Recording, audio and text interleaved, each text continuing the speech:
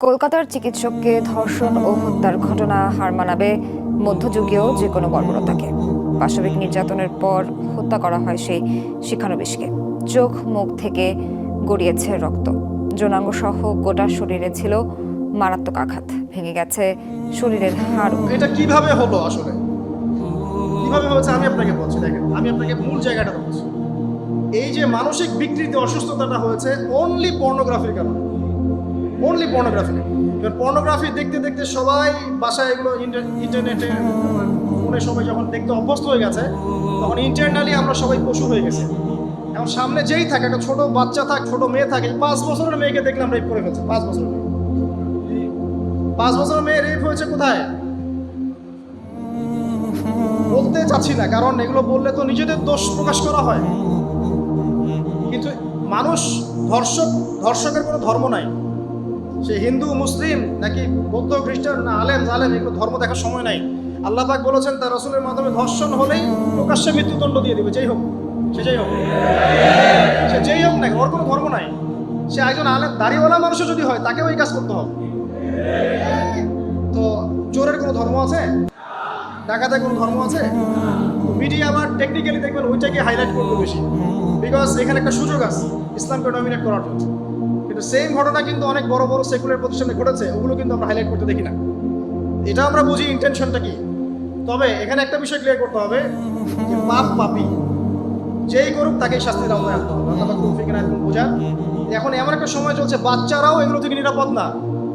5 বছরের মেয়ে, 7 বছরের মেয়ে, কয়দিন আগে দেখলাম যে 2 বছরের মেয়ে, নাউজুবিল্লাহ, তার সাথেও নাকি এরকম ঘটনা ঘটেছে, এবং উত্তরবঙ্গেরই ঘটনা এগুলো। আর এগুলো শহরের চেয়ে এখন গ্রামে বেশি হচ্ছে। কারণ কি জানেন, গ্রামে তো আগে মানুষ এই উন্মুক্ত পোশাক আশাক দেখতো না খুব বেশি। এখন যখন পর্ন চলে আসছে হাতে, বাসায় সব এগুলো দেখছে, তখন গ্রামে দেখবেন ধর্ষণ বাড়ছে না? এটা নিয়ে আমি আলাদা লেকচার দিয়েছি যে কতগুলো ধর্ষণ হয়েছে এই পর্যন্ত। এই বছরই লাস্ট এই বছরই দেখবেন রিপোর্টেড 1337টা রেপের ঘটনা ঘটেছে এই বাংলাদেশে। অ্যালার্মিং বিষয়। আর আমেরিকাতে প্রতি 6 জনে একজন রেপ হয়, আর রেপের রাজধানী হচ্ছে সাউথ আফ্রিকা, ওখানে প্রতি 3 জনে একজন রেপ হয়। তো এগুলো কিভাবে হচ্ছে? Only because of pornography. এটা যদি এখনো বন্ধ করতে না পারা যায়, আগামী ভবিষ্যৎ খুব খারাপ হবে। যেখানে সেখানে মানুষ জেনা করবে, যাকে তাকে রেপ করবে দেখে নিয়ে, বিকজ এটা ভিতর থেকে মানুষকে পশু বানিয়ে দিচ্ছে। আমরা জানি এর পিছনে একটা বড় ইন্ডাস্ট্রি কাজ করে, যারা সারা বিশ্বে প্রায় 98 বিলিয়ন ডলারের ব্যবসা করে পর্ন দিয়ে। যদি আমেরিকায় ব্যবসা করে 12 বিলিয়ন ডলারের, সারা বিশ্বে 12 বিলিয়ন ডলার বোঝেন? 1 বিলিয়ন ডলার কত কোটি বোঝেন? 100 কোটি ডলার। বিশাল একটা ইন্ডাস্ট্রি আছে, এর পিছনে টাকা কাজ করে, টাকা, অনলি টাকা। আর এখানে যা দেখানো হয় সবই ফেক, এগুলো কোনোটাই সত্য না। এটা শুধু একটা অভিনয়, আর কিছু না। এটা দিয়ে পুরো স্পেশালি মুসলিম যুবকদের ভিতরে এমন একটা মানে পশুত্ব ঢুকিয়ে দেওয়া হয়েছে যে জেনা, ধর্ষণ, বেহায়াপনা এগুলো বাড়তেই আছে দিন দিন। এটা না কমানো গেলে এবং মানে আইনের সুশাসন নিশ্চিত করা না গেলে ধর্ষণ কমবে না, জেনা কমবে না, ইফটিজিংও কমবে না, মেয়েদের অধিকার আর আদায় করা সম্ভব হবে না। এটা আমার মত। বাকিটা আপনারা ভেবে দেখেন। আপনারা অনেক বিজ্ঞ মানুষ আছেন, ভেবে দেখেন কি করলে এগুলো কমবে। যদি না ভাবি, আল্লাহ পাক কি করবেন জানেন? একটা হাদিস বলে কেন, যায়েনব বিনতে জাহাশ রাদিয়াল্লাহু আনহা তিনি বলেন, ইয়া রাসূলুল্লাহ সাল্লাল্লাহু আলাইহি ওয়াসাল্লাম, আনুহলিকু ওয়া ফিনা সালিহুন, আমাদের মধ্যে সৎ লোক থাকা অবস্থাতেও কি আমরা ধ্বংস হয়ে যাব? আমাদের মধ্যে সৎ যে অনেক ব্যক্তি আছে, তারা থাকলেও কি আমরা ধ্বংস হয়ে যাব? নবীজি বলছেন, নাম, হ্যাঁ, তোমরা ধ্বংস হবে। ইযা কাসরাতুল খাবাস, যখন নোংরামি, অশ্লীলতা, বেহায়াপনা বাড়তে থাকবে, আলেম জালেম সব ধ্বংস হবে। তা আমরা আমাদের স্বার্থেই কথাগুলো বলবো, কারণ আমরা যদি এগুলোকে প্রতিহত করতে না পারি, তাহলে আমাদের বাড়িতেও এই ফেতনা ঢুকে আসবে না? আসবে। দেখে নিয়েন, আল্লাহ পাক বোঝার তৌফিক এনায়েত করুন, আমিন। কওমে লূতকে আল্লাহ পাক কি করেছেন? সুন্দর বালকের রূপে এই জিবরাইল আর মিকাইল আলাইহিস সালামকে পাঠিয়েছেন। এখন লূতের লোকরা বলছে যে তোমার ঘরে যে মেহমান দুজন এসেছে, ওদেরকে আমাদেরকে দাও। নাউজুবিল্লাহ। বুঝতে পারেন নাই? তোমার ঘরে যে দুজন মেহমান এসেছে, ওই দুজন মেহমানকে নিতে এসেছে। লূত আলাইহিস সালাম বলছেন যে আমার হাউলাই বানাতিন কুনতুম ফাইলিন, তোমার যদি বিয়ে করার ইচ্ছা থাকে, আমার মেয়েরা আছে, তাদেরকে বিয়ে করার প্রয়োজনে। একজন নবী তার মেয়েকে বিয়ে দিতে যাচ্ছেন, একজন নবী তার মেয়েকে বিয়ে দিতে যাচ্ছেন, তাও তোমরা এই পথে যেও না। তখন এই লুতের লোকরা বলছে, তুমি খুব ভালো করে জানো হে লুত আমরা কি জন্য এসেছি। তখন তিনি বলছেন, আলাইসা মিনকুম রাজুলুন রশীদ, তোমাদের মধ্যে কি একজনও ভালো মানুষ নাই? এরপরে আল্লাহর আযাব আসলো। লুত আলাইহিস সালাম এবং তার স্ত্রী চলে যাচ্ছেন। তার স্ত্রী কিন্তু আবার ঈমানদার ছিলেন না, সে পিছনে ফিরে বারবার দেখছে। নূহ আলাইহিস সালামের স্ত্রী যেমন ঈমানদার ছিলেন না, লুত আলাইহিস সালামের স্ত্রীও তেমনি ঈমানদার ছিলেন না। নবীর স্ত্রী হওয়া সত্ত্বেও তারা কিন্তু জাহান্নামে যাবে না। তো এই লুতকে ধ্বংস করলেন আল্লাহ পাক। কওমে লুতকে এভাবে ফেরেশতার পাখা দিয়ে ওই পুরো জায়গাটাকে উঠিয়ে নিয়ে মাটিতে আবার ধসিয়ে দেওয়া হয়েছে। এই জায়গাটা এখন নিদর্শন হয়ে আছে। জর্ডানের পাশে দেখবেন যে ডেড সি, একটা মৃত সাগর আছে না, ওইটা ছিল সেই জায়গা। এখানে সাদুম গোত্র থাকতো। সাদুম, এই কওমের নাম ছিল সাদুম। এরা সমকামী ছিল। এখন আপনার জন্য আমার নসিহত হচ্ছে, নবী সাল্লাল্লাহু আলাইহি ওয়াসাল্লাম বলেছেন, আমি শেষ জামানায় আমার উম্মতের উপর কিছু বিষয় ভয় করি, যে এগুলো আমার উম্মতের মধ্যে ঢুকে যাবে, আমি আশঙ্কা করে ঢুকে যাবে। কি কি বিষয়? এক নাম্বার, যে আমি আশঙ্কা করি যে আমার উম্মতের মধ্যে মূর্তি পূজা ঢুকে যাবে, মুসলিম কিন্তু স্ট্যাচু ওয়ার্শিপ করবে। দুই, আমি আশঙ্কা করি আমার উম্মতের মধ্যে রিয়া ঢুকে যাবে। রিয়াটা কি? লোক দেখানো আমল। রিয়া কি? লোক দেখানো আমল। আমি আশঙ্কা করি যে আমার উম্মতের মধ্যে সমকামিতা ছড়িয়ে পড়ে নাই। এগুলো নবী সাল্লাল্লাহু আলাইহি ওয়াসাল্লাম আশঙ্কা ছিল। দেখেন সবগুলো এখন বাস্তব হয়ে গেছে। আল্লাহ রাব্বুল আলামিন এই সমকামিতার পাপ থেকে আমাদেরকে হেফাজত করুন। আমিন। এভাবেই ইতিহাস রিপিট হয়েছে। আল্লাহ পাক এদেরকেও ধ্বংস করেছেন। এর আগে আল্লাহ পাক নূহ আলাইহিস সালামের কওমকেও ধ্বংস করেছেন। কি কারণে? তারা লাত, এই যে ইয়াগুস, ইয়াউক, নাসর এরকম কিছু স্ট্যাচু ওয়ার্শিপ করত। এক পর্যায়ে আল্লাহ রাব্বুল আলামিন 950 বছর দাওয়াত দিয়েছেন নূহ আলাইহিস সালাম তার কওমকে। 950 বছর দাওয়াত দেওয়ার পরেও তার কওম যখন আল্লাহর আনুগত্য করলো না, আল্লাহ রাব্বুল আলামিন মহা প্লাবন দিয়ে তাদেরকে ধ্বংস করে দিয়েছেন। এভাবেই যুগে যুগে ইতিহাস রিপিট করেছে। আমাদের নবী মুহাম্মদ সাল্লাল্লাহু আলাইহি ওয়াসাল্লামের সময়ও এই হিস্ট্রিটাই ছিল। আবু জাহেল, আবু লাহাব, উতবা, শাইবা যারা ছিল, তারা মূলত সমাজটাকে দ্বিখণ্ডিত করে ফেলেছে, খণ্ডে খণ্ডে ভাগ করে ফেলেছে। ডিভাইড অ্যান্ড রুলের মতো সমাজে সুদ ছড়িয়ে দিয়েছিল, জেনা ছড়িয়ে দিয়েছিল, পরকীয়া ছড়িয়ে দিয়েছে এবং শিরক ছড়িয়ে দিয়েছে এবং গোত্রীয় হানাহানি চলছিল। এরকম একটা অবস্থায় নবী সাল্লাল্লাহু আলাইহি ওয়াসাল্লাম ওই সমাজের মধ্যে আসেন নবী হিসেবে। এসে মাত্র 23 বছর সময় নিয়েছেন। কত বছর? মাত্র 23 বছর। আমাদের তো সমাজ সংস্কারের শতাব্দী পার হয়ে যাচ্ছে। এক একটা রেভলিউশন দেখবেন শতাব্দী পার হয়ে যাচ্ছে, কিন্তু কোনো আলটিমেট রেজাল্ট নাই। নবী সাল্লাল্লাহু আলাইহি ওয়াসাল্লাম 23 বছর সময় নিয়েছেন, মাত্র 23 বছর। এই 23 বছরে কোরআন এবং হাদিস এই দুটোকে হাতে নিয়ে নবী সাল্লাল্লাহু আলাইহি ওয়াসাল্লাম সমাজের প্রত্যেকটা জাহিলিয়াত উপর থেকে সরিয়ে দেন নাই, শেকড় থেকে উপড়ে ফেলেছেন। তবে তিনি যখন ইসলাম প্রতিষ্ঠা করে দিয়ে চলে গেছেন, খোলাফায়ে রাশেদার যুগ চলে গেছে, তারপর উমাইয়া খেলাফত এসেছে প্রায় 100 বছরের মতো, পরে আব্বাসীয়রা এসেছে প্রায় 550 বছরের মতো, আস্তে আস্তে ফাতেমিরা এসেছে, এদিকে কর্ডোভার, স্পেন, আন্দালুসিয়া উমাইয়া শাসন ছিল, উসমানীয়রা এসেছে। এভাবে ইতিহাস চলেছে দীর্ঘদিন, প্রায় 1400 বছর। শেষ পর্যায়ে গিয়ে নবী সাল্লাল্লাহু আলাইহি ওয়াসাল্লাম কিছু ভবিষ্যৎবাণী করে গেছে। যখন শেষ জামানাগুলো আসবে, তখন দেখবে তোমরা সমাজে সুদটা ছড়িয়ে পড়বে বেশি, জেনা ছড়িয়ে পড়বে, পর্ন ছড়িয়ে পড়বে। পর্ন কথা তো তিনি বলেন নাই, বলেছেন অশ্লীলতা ছড়িয়ে পড়বে। এখন আমরা বলছি এটা পর্নোগ্রাফি। তিনি আরো বলেছেন সময়গুলো সংক্ষিপ্ত হয়ে আসবে, মানুষের হঠাৎ মৃত্যুর পরিমাণ বেড়ে যাবে, অনেক কিছু বলে গেছে। দিন চলে যাবে মনে হবে একটা ঘন্টার মতো চলে গেছে, বছর চলে যাবে একটা মাসের মতো, মাস যাবে একটা সপ্তাহের মতো। অনেকগুলো সাইন তিনি বলে গেছেন। মুসলিমদের মধ্যে বিভক্তি বাড়তে থাকবে, হত্যা, হারাজ বাড়বে। হারাজ, হত্যা মানে হারাজ, মানে একজন ব্যক্তিকে হত্যা করা হবে, সে জানবে না আমাকে কেন হত্যা করা হবে, আর একজন ব্যক্তি হত্যা করবে, সেও বুঝবে না কেন তাকে মারলাম। ফাসাদ বাড়তে থাকবে, উঁচু উঁচু অট্টালিকা নির্মাণের প্রতিযোগিতা বাড়তে থাকবে। হচ্ছে না এগুলো? সমাজে ভালো মন্দের মানদণ্ড উল্টে যাবে। মানুষ সত্যকে মিথ্যা বলবে, মিথ্যাকে সত্য বলবে, মিথ্যাবাদীকে সত্যবাদী বলবে, সত্যবাদীকে মিথ্যাবাদী বলবে, আমানতদারকে খেয়ানতকারী বলবে, খেয়ানতকারকে আমানতদার বলবে। টোটালি মানদণ্ড উল্টে যাবে। আস্তে আস্তে সিচুয়েশন এমন হতে থাকবে, খারাপ থেকে খারাপ। তবে সোনালী সময় কি আর ফিরবে না? তাহলে সময় কি তাহলে আর ফিরবে না? এভাবেই চলবে সব কিছু? না, এভাবে চলবে না ইনশাআল্লাহ। আল্লাহ রাব্বুল আলামিন তার রাসূলের মাধ্যমে জানিয়েছেন এই সবকিছুই সাময়িক, সবকিছু সাময়িক। ইতিহাস আবার পুনরাবৃত্তি ঘটাবে। ইতিহাস সভ্যতা শুরু হয়েছিল একজন নবী দ্বারা, শেষও হবে আরেকজন নবী দ্বারা ইনশাআল্লাহ। সভ্যতা শুরু হয়েছিল আদম আলাইহিস সালামকে দিয়ে, আর শেষ হবে ঈসা ইবনে মারিয়ামের হাতে। শেষ জামানার সবচেয়ে ভাইটাল ক্যারেক্টার হচ্ছেন ঈসা ইবনে মারিয়াম। ইমাম মাহদী নন, ইমাম মাহদী সবচেয়ে ভাইটাল ক্যারেক্টার নন।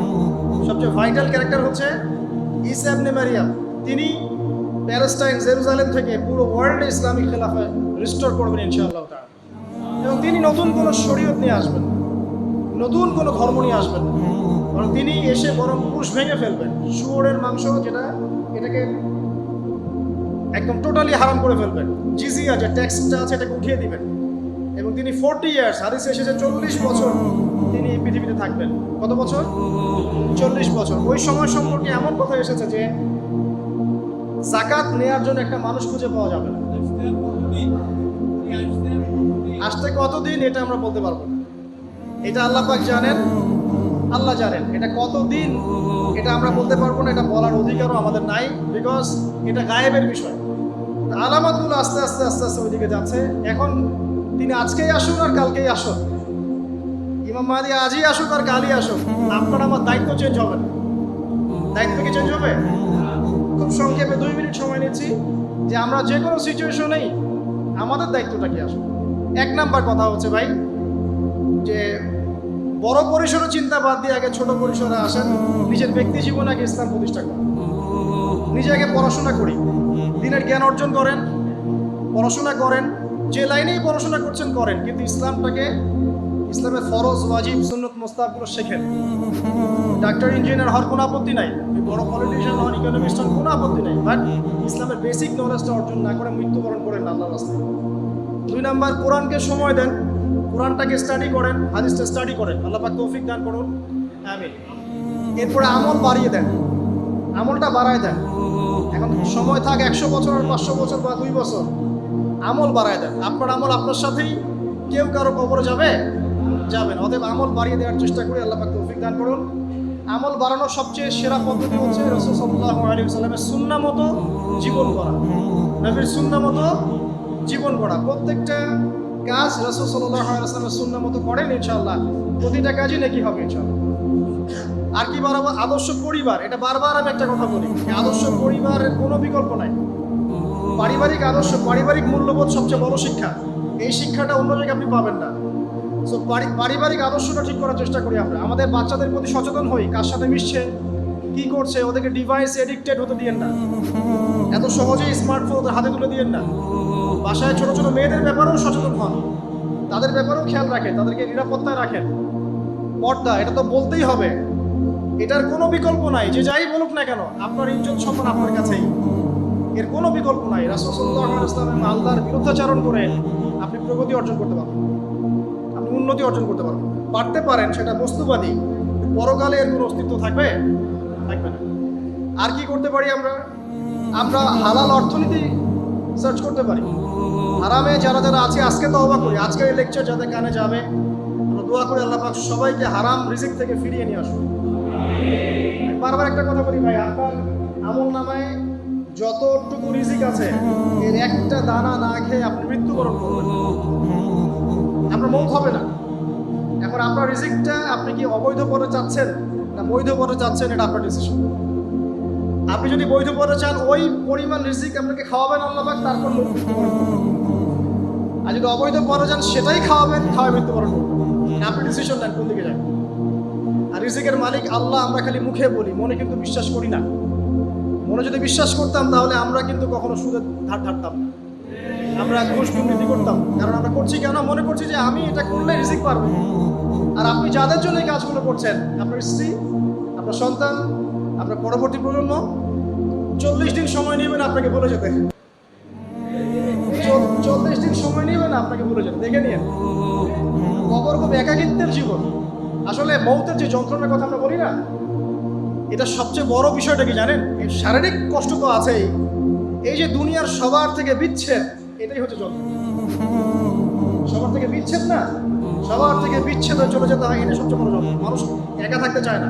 জেলখানায় যে মানুষকে বন্দি করে রাখে না, এই একাকিত্বের কষ্টে মানুষ ভোগে, একা একা, আমি একা, কেউ নেই আমার সাথে। এটাই এর উপর যদি আবার টর্চার করা হয়, রিমান্ড দেওয়া হয়, তাহলে কি অবস্থা হবে বলে।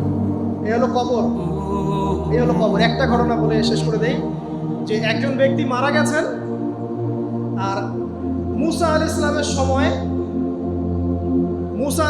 সময় মানে বানু ইসরাইলের কোনো এক নবী, আমি ঠিক নাম বলতে পারবো না যে কোন নবী, কারণ নামটা হাদিসে আসে নাই, কোনো একজন নবী আল্লাহর কাছে দোয়া করছেন, আল্লাহ মৃত মানুষের সাথে আমার একটু কথোপকথন করায় দাও।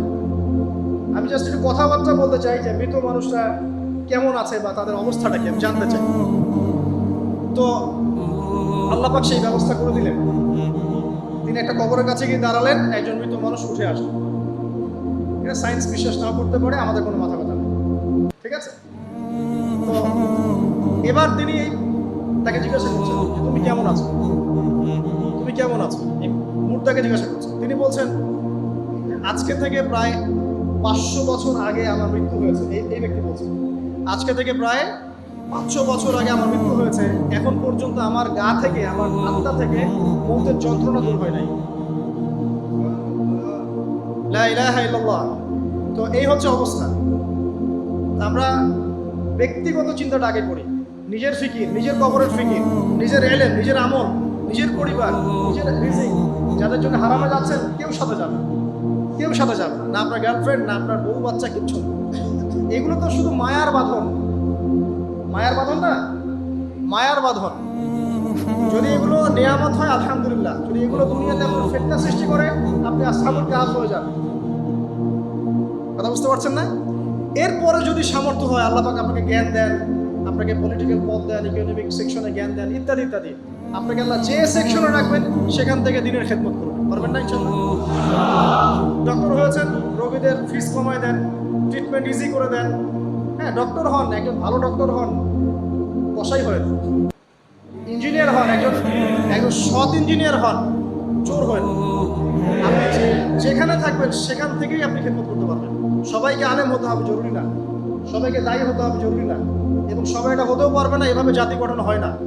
আগে বলছি বিভিন্ন সেকশনে মানুষ আমাদের লাগবে, এবং প্রত্যেকটা সেকশনেই তাওহীদপন্থী ইমানদার মানুষ লাগবে। এবং ইনশাআল্লাহ তাআলা আমরা যদি সবাই সবার ধর্মটা ঠিকঠাক মতো পালন করি, দেখবেন ধর্মের মধ্যে কোনো ভেদাভেদ থাকবে না ইনশাআল্লাহ। যে যা ধর্ম পালন করুক, কোনো মন্তব্য করতে যাবেন না, ঠিক আছে? আপনি আপনার ধর্ম ঠিক মতো পালন করছেন কিনা এটার দিকে ফোকাস করেন। আল্লাহ পাক আমাদের সবাইকে তৌফিক ইনায়াত করুন কথাগুলো বোঝার, আমিন। আর সবশেষে যদি আমাদের এর চেয়েও বেশি কিছু করার সক্ষমতা থাকে, তখন আপনি দিনের প্রচার করবেন, প্রসার করবেন, তাবলীগ করবেন, আল্লাহর পথে মানুষকে ডাকবেন। এর চেয়ে বড় ব্যবসা হতে পারে। কারণ আপনার দাওয়াতের মধ্য দিয়ে যত মানুষ আল্লাহর দিকে আসবে, যত মানুষ হারাম ছেড়ে হালালের দিকে চলে আসবে, সবার নেকি ইনশাআল্লাহ আপনি পাবেন ইনশাআল্লাহ। আল্লাহ পাক আমাদের সবাইকে সবচেয়ে সর্বোত্তমী ব্যবসায় অংশগ্রহণ করার তৌফিক ইনায়াত করুন, আমিন। আমি আজকে আর লম্বা করছি না, এখানে শেষ করছি। আকুলু কওলি হাযা আস্তাগফিরুল্লাহ লি ওয়া লাকুম ওয়া লিসাইরিল মুসলিমিন। বারাকাল্লাহু লানা ওয়া লাকুম বিল আয়াতিল হাকীম। ইন্নাহু তাআলা জাওয়াদুন কারীম রাউফুর রহিম। সুবহানাকাল্লাহুম্মা ওয়া বিহামদিক, আশহাদু আন লা ইলাহা ইল্লা আনতা আস্তাগফিরুকা ওয়া আতুবু ইলাইক। আসসালামু আলাইকুম ওয়া রাহমাতুল্লাহি ওয়া বারাকাতুহু।